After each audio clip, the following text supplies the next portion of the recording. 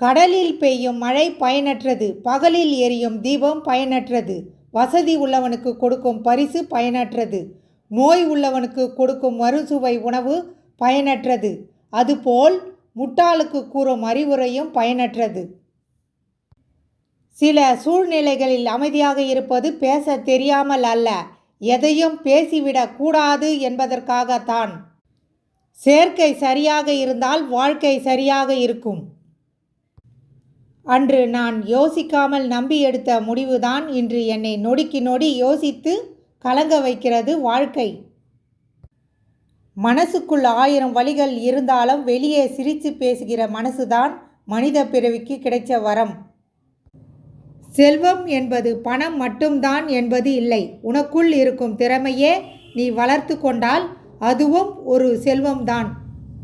கர்வம் கொள்ளாதே, கடவுளை இழப்பாய். பொறாமை கொள்ளாதே, நண்பனை இழப்பாய். கோபம் கொள்ளாதே, உன்னையே இழப்பாய். நாம் அடையும் பொருள் புகழை தருவதில்லை, அதற்கான முயற்சி தான் புகழை தருகின்றது.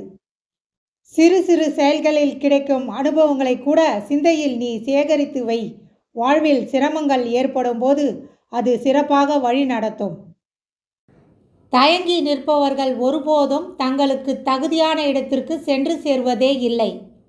யாருக்கும் உன்னை பிடிக்கவில்லை என்றால் நீ இன்னும் நடிக்க கற்றுக்கொள்ளவில்லை என்றே அர்த்தம். நடக்கும்போது கிடைக்காத செருப்பு படுக்கையில் கிடக்கும்போது கிடைத்தாலும் புண்ணியம் இல்லை. தேவைப்படும் போது கிடைக்காத பணமும் பாசமும் கூட அப்படித்தான். உரிமையோடு சிலரை உறவென்று நினைத்ததை தவறென்று புரிந்தேன், மீண்டும் தனிமையே போதும் என்று விலகி விட்டேன். உரிமையோடு சிலரை உறவென்று நினைத்ததை தவறென்று புரிந்தேன், மீண்டும் தனிமையே போதும் என்று விலகி விட்டேன்.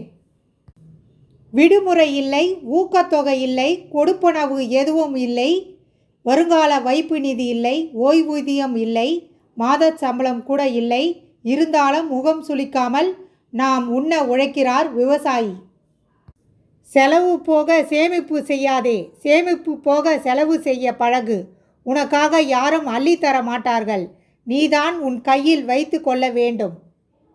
இறப்பதற்கு விஷம் குடிப்பவன் பிழைத்து கொள்கிறான், வாழ்வதற்கு மருந்து குடிப்பவன் இறந்து போகிறான். எதுவுமே நம் கையில் இல்லை, நம்பிக்கையில் உள்ளது.